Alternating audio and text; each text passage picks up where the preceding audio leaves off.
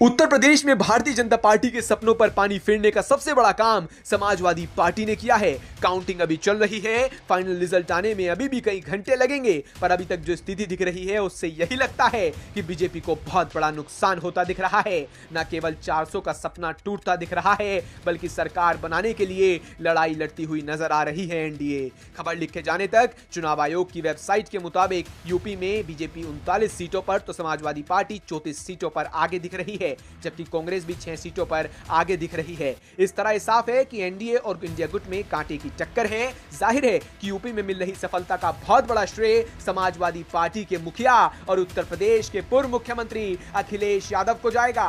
Samajwadi party ने UP में जिस तरह की लड़ाई लड़ी है, उसी का नतीजा है कि कांग्रेस को भी उत्तर प्रदेश में लाभ होता दिख रहा है। अब चलिए आपको बताते हैं कि आखिर ऐसा यूपी में क्या हुआ कि बीजेपी का पूरा खेल बिगड़ गया। दावों की माने तो यूपी में बीजेपी का खेल खराब करने में सबसे बड़ा हाथ किसी का है तो वो बसपा है। आमतौर पर बीएसपी को विपक्ष भाजपा की बी टीम कहकर टारगेट करता रहा और कहानी कुछ और ही चल रही थी। पश्चिम से पूरब तक मायावती ने ऐसे कैंडिडेट्स खड़े किए जो एनडीए कैंडिडेट्स को ही नुकसान पहुंचा रहे थे।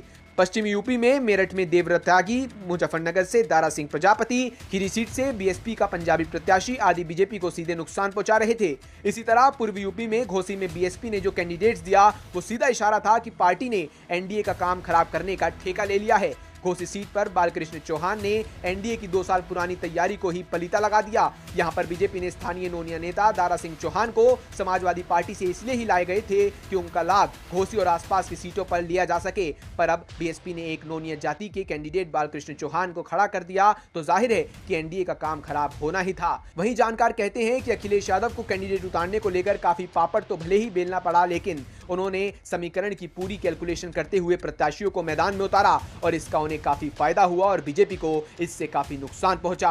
वहीं कुछ लोग तो यहां तक दावा कर रहे हैं कि राजपूतों की नाराजगी की वजह से ही बीजेपी को काफी नुकसान उठाना पड़ा, और खासकर उन अफवाहों से जिसमें यह कहा जाता था कि चुनाव के बाद सीएम योगी को मुख्यमंत्री पद से हटा दिया जाएगा। वहीं एक दावा तो यह भी किया जा रहा है कि यूपी में सरकारी नौकरी और पेपर लीक मामले में बीजेपी को काफी नुकसान पहुंचाया और युवा पीढ़ी के मन में इसको लेकर काफी गुस्सा था। शायद ये भी एक वजह थी कि यूपी में बीजेपी को तगड़ा झटका लगा और पार्टी की इतनी बुरी हालत हुई।